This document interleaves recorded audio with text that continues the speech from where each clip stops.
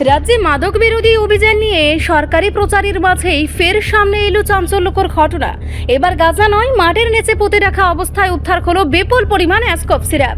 শনিবার রাতে বিশালগড় থানার পুলিশের অভিযানে নোয়াপাড়া এলাকায় এই উদ্ধারকে ঘিরে ব্যাপক চাঞ্চল্যের সৃষ্টি হয়েছে। শনিবার গভীর রাতে বিশালগড় থানার পুলিশ নোয়াপাড়ার এক বাড়িতে অভিযান চালায়। পুলিশের দাবি, অভিযুক্ত খোকন আলীর গাড়ির নিচে রাখার ঘরের মাটির নিচে বালতি ও কলসের মধ্যে লুকিয়ে রাখা ছিল বিপুল অ্যাসকপ সিরাপ। সেগুলো উদ্ধার করা হয়েছে। তবে অভিযানের আগেই মূল অভিযুক্ত খোকন আলী এলাকা ছেড়ে পালিয়ে যায় বলে জানা গেছে।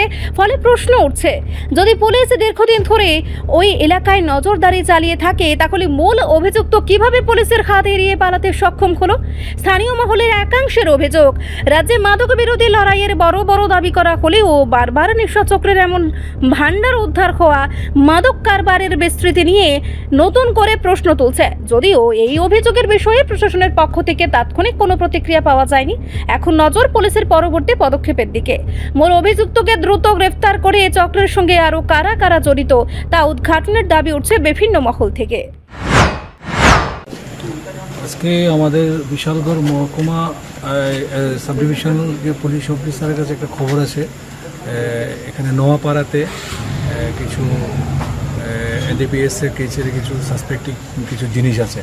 তার মধ্যে আমাদের তৎক্ষণাৎ খবর দেয় আমাদের এসডিএম বিশালগড়কে। তখন আমাকে ডিউটি ম্যাজিস্ট্রেট হিসেবে আমাকে এখানে আজকে ডেপ্লয় করা হয়। তো অ্যাকর্ডিংলি আমরা সঙ্গে বিশালগড় থানার ওসি এবং আমাদের যে সাব ইন্সপেক্টর, বাকি সবাই পুলিশ আধিকারিক, আমরা সবাই এখানে এসে নোয়াপাড়াতে এসে দেখলাম যে ওনার নাম হলো খোকন আলী, বাবার নাম বাচ্চু মিয়া, তো যেটা নোয়াপাড়াতে অবস্থিত। ওনার বাড়িতে আসি, এসে আমরা তারা যে একটা গাড়ির ঘর আছে, সেই গাড়ির ঘর পাশাপাশি বিভিন্ন গাড়ি আছে, কয়েকগুলো গাড়ি আছে, সবগুলো আমরা সার্চ করে তাদের পুলিশ আধিকারিকরা এখান থেকে মাটির নিচ থেকে দুটো কন্টেনার আছে, সে একটা কন্টেনার সে বালতি, আরেকটা আছে কলসি।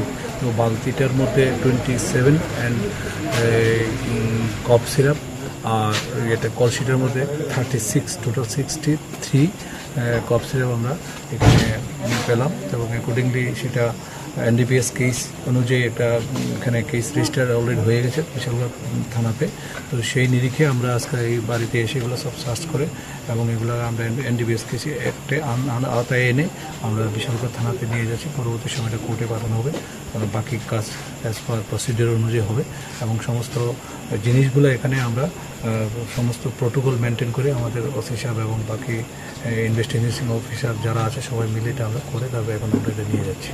কাউকে গ্রেফতার করা গেছে না, এখন যে মেন অ্যাকিউজড উনি তো এখানে আমরা পেলাম না। আমাদের ওসি সাহেব খুব খোঁজাখুঁজি করলো, উনি বলছে বাড়ির মালিককে জিজ্ঞেস করা হয়েছে যে বাচ্চু মিয়া কোথায় আছে। উনি বললেন